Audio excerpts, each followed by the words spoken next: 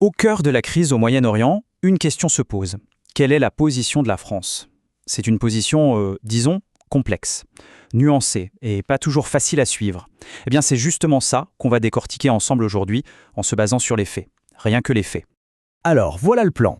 On va commencer par ce qui se dit officiellement, puis on va creuser pour voir la stratégie qui se cache derrière. Ensuite, on regardera les conséquences bien réelles pour enfin comprendre ce jeu d'équilibriste diplomatique. Allez, on commence. D'abord, la ligne officielle. Qu'est-ce que la France dit publiquement? C'est la base, il faut comprendre ça avant de chercher à lire entre les lignes. Le message clé, martelé par la France, c'est celui-ci, la non-participation. Le président était très clair là-dessus. La posture est purement défensive. Pas question de se laisser entraîner dans des offensives militaires. Mais attention, et c'est là que ça devient intéressant, cette non-participation, ce n'est pas du tout de la neutralité. En fait, c'est une politique à double détente. D'un côté, on se tient à l'écart des combats, mais de l'autre, on n'hésite pas à pointer des responsabilités. L'Iran est clairement désigné, on réaffirme le droit d'Israël à la sécurité et on insiste sur une solution diplomatique. Et c'est sur la question de Gaza que les choses se corsent vraiment. Là, la France prend une position qui se démarque très clairement de ses alliés, les États-Unis et Israël. On parle d'un appel à un cessez-le-feu permanent et surtout de cette intention affichée de reconnaître un État palestinien. Et ça, évidemment, ça a créé des tensions quasi immédiates avec Washington et Tel Aviv. Ok, on a vu la façade, le discours officiel. Maintenant, on passe derrière le rideau. Quelle est la vraie stratégie d'après les analystes? Alors cette position, c'est juste de la neutralité pure et dure? Eh bien, comme on va le voir, c'est bien plus subtil que ça. Les experts du German Marshall Fund ont un terme pour ça, l'ambiguïté diplomatique. C'est vraiment le concept clé pour tout comprendre. L'idée, c'est un peu de ménager la chèvre et le chou. On critique, oui, mais sans condamner directement les alliés. Et en même temps, on maintient la pression sur l'adversaire, l'Iran. Ça permet de garder toutes les portes ouvertes, un maximum de flexibilité. En fait, si on résume, Paris jongle avec 3 balles en même temps. D'abord, ne pas abîmer la relation avec les États-Unis. Ensuite, continuer à peser au Moyen-Orient. Et enfin, essayer d'affirmer une forme d'autonomie stratégique pour la France et pour l'Europe. C'est un véritable numéro d'équilibriste, on l'aura compris. Et c'est là qu'on voit bien le choc des perceptions. Côté français, on martèle. Nos actions sont purement défensives. Mais vu d'Israël, ce n'est pas du tout la même musique.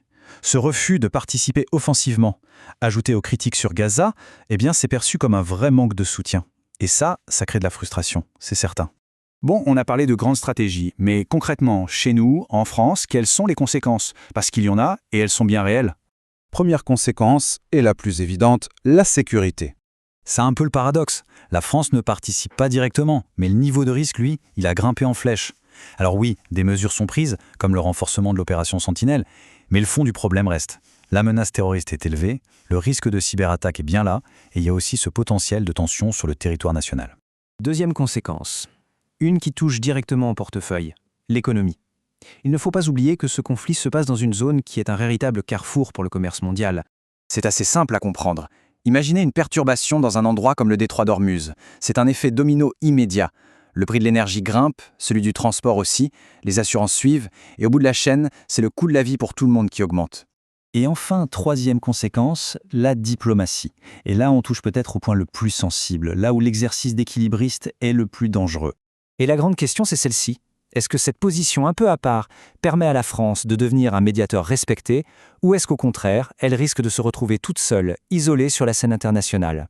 C'est tout le risque de cette voie du milieu. À vouloir ne froisser personne, on finit par agacer tout le monde. D'un côté, on se fait critiquer pour ne pas être assez dur, de l'autre pour ne pas être assez solidaire. Et cette crise met aussi en lumière une chose. Malgré tous les discours sur l'autonomie européenne, quand il s'agit de décisions militaires majeures, c'est encore très souvent Washington qui mène la danse. Alors, pour conclure, comment résumer toute cette complexité? En fait, il y a une expression qui capture parfaitement la situation. C'est l'expression de la ligne de crête. L'image est très forte, non?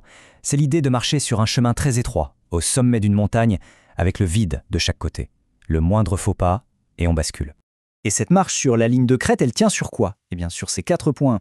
Soutenir la sécurité d'Israël, mais refuser d'entrer en guerre. Tenter de calmer le jeu, mais en même temps, garder la porte ouverte à une solution politique à 2 États. Et voilà le verdict, si on peut dire. La stratégie, sur le papier, elle est cohérente, elle se tient. Mais dans la vraie vie, avec la pression politique, la vitesse des événements, elle est incroyablement fragile. C'est une posture qui est très, très difficile à tenir sur la durée. Ce qui nous laisse avec une dernière question, une question qui reste ouverte.